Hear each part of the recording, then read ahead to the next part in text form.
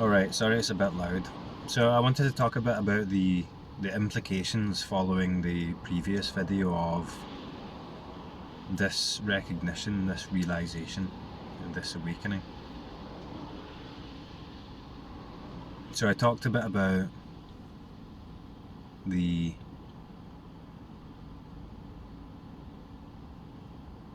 sense of self, separate self feeling small. That small feeling in contrast to this outside, this vast outside huge world which I'm in as a tiny part in here, separate from that. As this sense of self, this separate self falls away or collapses into this non-dual mystery, then that deep felt sense of separateness, that deep felt sense of smallness and insignificance, the sense of being a finite entity with an end, the sense of struggling to know or understand what this is, and the deep fear that comes with that, the deep fear that comes with this subconscious knowing that there is an end to me and I don't know anything about that, I don't know what that is. All of that is resolved. So then there's no sense of being separate. There's no sense of this huge, difficult to navigate outside world that's daunting and scary and full of threats and full of mystery, and the mystery scares me. All of your experience of yourself appears immediately as the mystery of life, and there's a deep contentment, a deep appreciation and a deep reverence for the paradoxical incomprehensibility of, if that's even a word, of this. And the fascination within that, and as that, is deeply satisfying, infinitely loving, just for the fact that this is, for the amazing, miraculous mystery of life and appearance and whatever this is, that it even is inherently has within it a love, a peace, a contentment and a joy.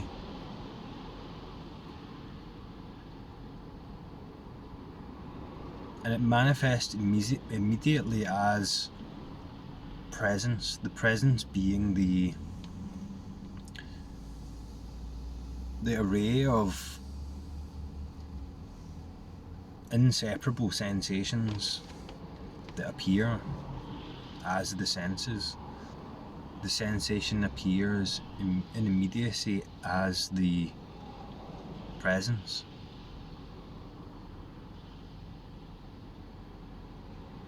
And none of it can be separated out.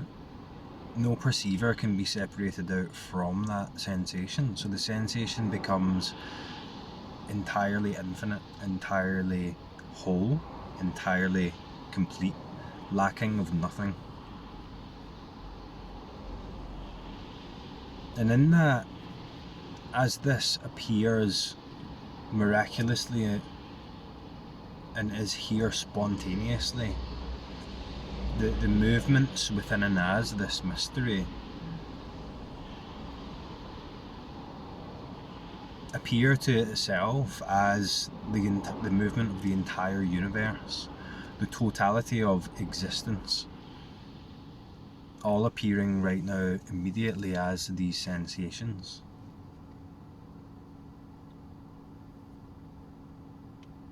So the cold, smooth feeling of this steering wheel as I touch it,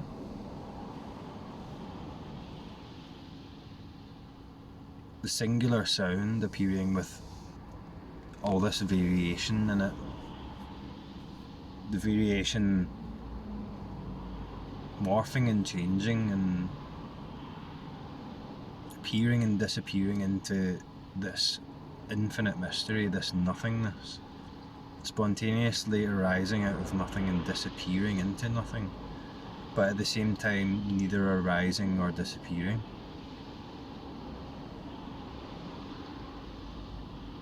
The sensation of my lower body, the gravity, the sensation of the seat pushing up against this body,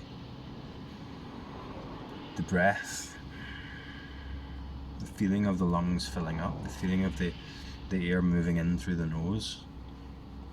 These are all just descriptive terms, but I'm talking about the actual experience, not the description, not the idea of a sense or senses or awareness, but the awareness as, the presence as the senses, complete. The warm, soft feeling of my trousers against my hands, against my legs, feeling of my feet against the ground, the beating of the heart,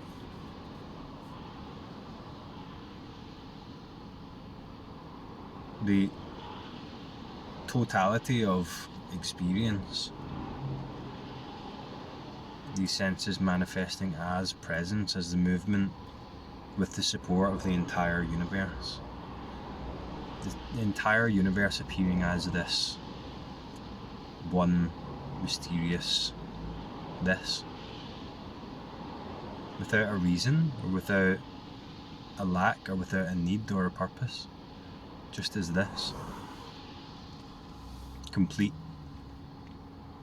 whole, at peace, at rest, but it can be as dynamic as it is.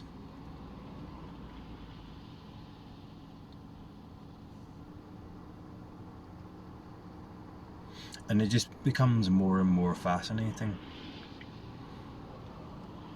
Something stood out to me earlier. I was cleaning a concave glass window at work. So I had this fluffy cloth and I was wiping this window, and just the movement of that concave, the smooth movement of my hand and the cloth moving across it.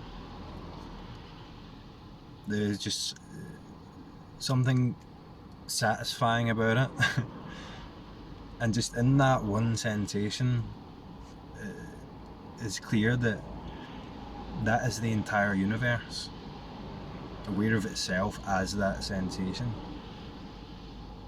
in a completely limitless and timeless way.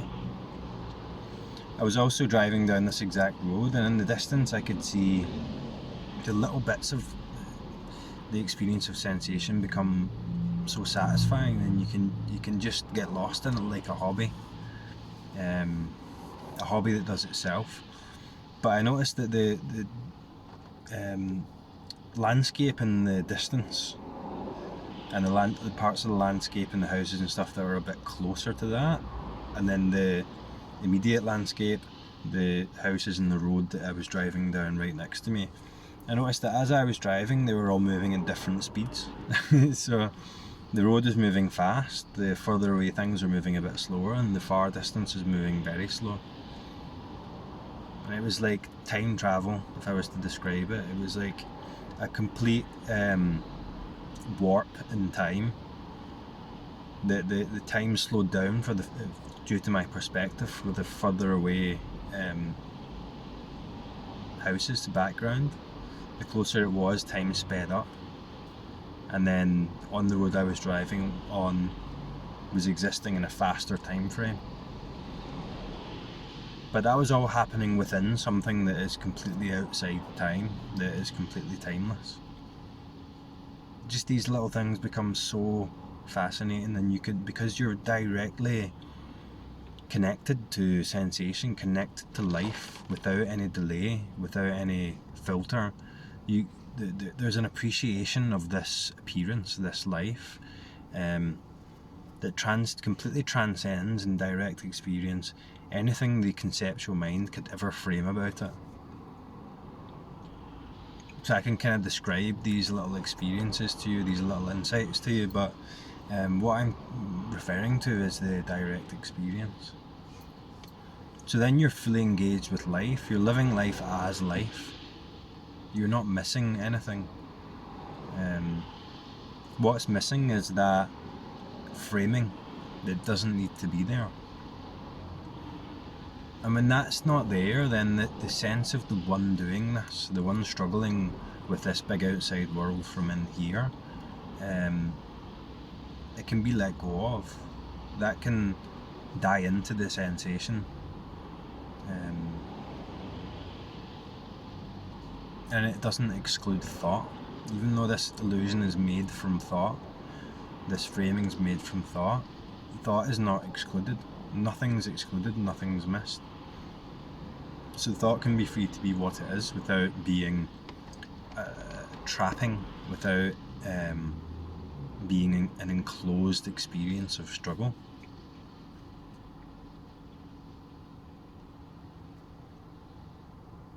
And that conceptual sense of the self as something that's physically, viscerally felt here as this small thing struggling with this big outside world falls away.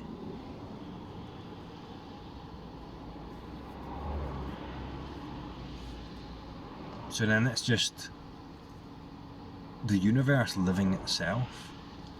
The sense of the doer falls away, and doing goes on.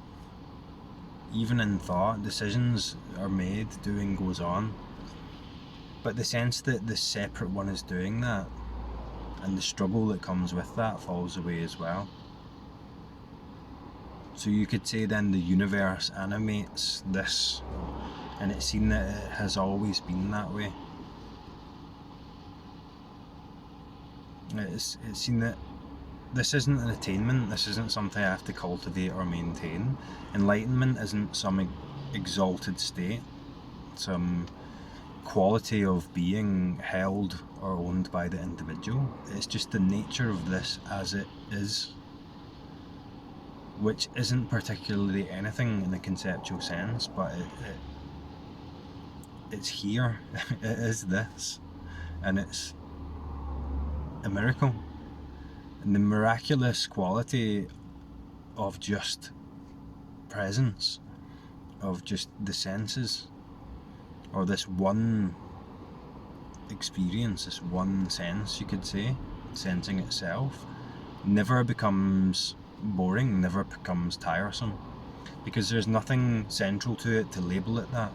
There's no one to take that position. Here we go, radical non-dual message.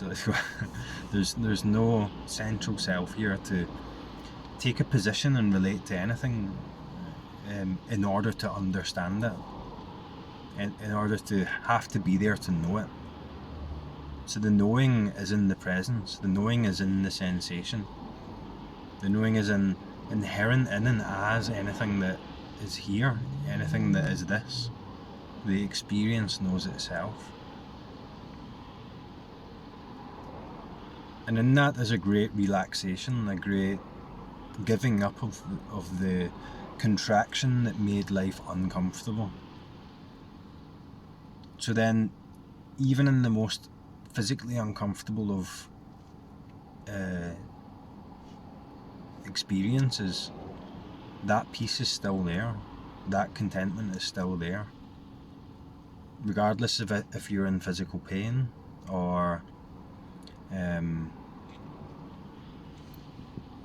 you're tired, or the circumstances happen to not seem ideal from point of view. There's a deep knowing and a deep trust in life itself, because there's nothing there to try and control it anymore, nothing there to take a position on it. So it's like if you see my earlier videos as this progressed, the whole channel was about me and my awakening, about me sharing my experience with this awakening spirituality thing that I was doing. And after that initial awakening, and as that, and like I always say, there was a lot of delusion in there that before, because it was confused. There was confusion there. There were ups and downs there. There was re-identification there, and so on. But as time goes on, the channel becomes less and less about this individual and this story of awakening, and more about what this is, what this inherently is. Anyway, directly, as experience, getting in touch with the, if you could say it's a self, if you could call it you, then I would say that you're already awake. And that awakeness, that presence, the beingness, appears as this, with nothing separate from it, with no one inside it or outside it looking in. And there's no separation anywhere, there are no dimensions to it, it's zero dimensional, it's infinite. And it's never understood from any position, but it inherently understands, it inherently knows itself. And you're experiencing it right now. You are it right now. Enlightenment is you, is your fundamental nature. But it's not a me, it's not a person, it's not a self. It's not someone there to perceive it, or some self there to perceive its own absence when no self is realised. It is the thought. The thought appears, but there's no one there to monitor it across a timeline, or perceive it as a story, or relate to it as the thinker. And we get closer and closer to sensation, even thought, to the point where thought doesn't even appear and disappear, it doesn't exist in a narrative. Thoughts don't arise and pass across a background. There's just thought. That's all we can say about it. There's just the scene. There's just sound, hearing itself, sensation touching itself, breath breathing itself. But those are just labels. The actual presence appearing as the sensation is what I'm pointing to. And you can't say anything about that. It's too beautiful, it's too immediate. So then the burden of the spiritual journey is let go of as well, and the pattern of relating, the pattern of seeking as the one on that path is let go of as well.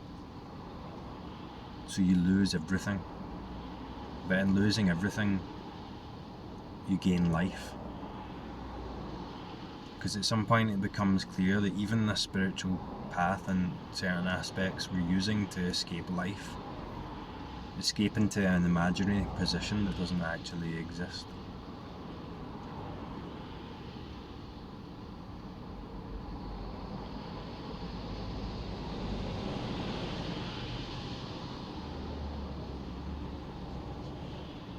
So this direct and immediate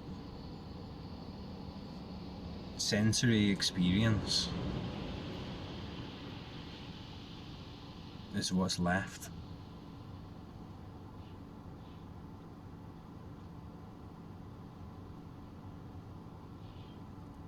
And it's so bizarre because you can see that all you ever wanted was right here.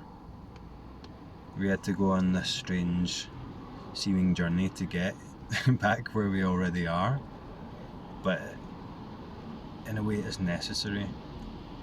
It's a dismantling process.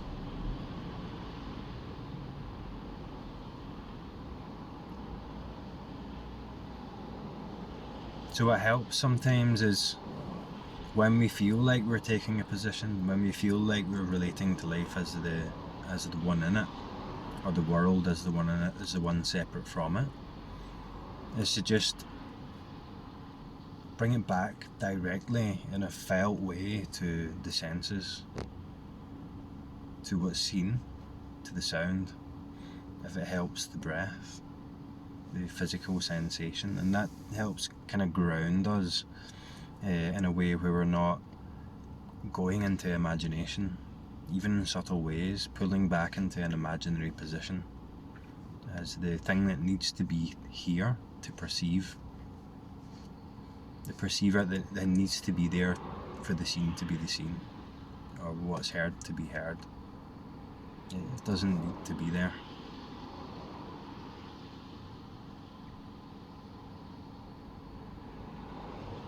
What you are is this, you could say. And this, what you are, is inherently already awake, wide awake. It's just maybe a case of relaxing back into that, recognizing that, noticing that again. Anyway, that'll do for now. And comments are really good recently, so keep posting up the comments and I'll answer them, and I'll talk to you next time.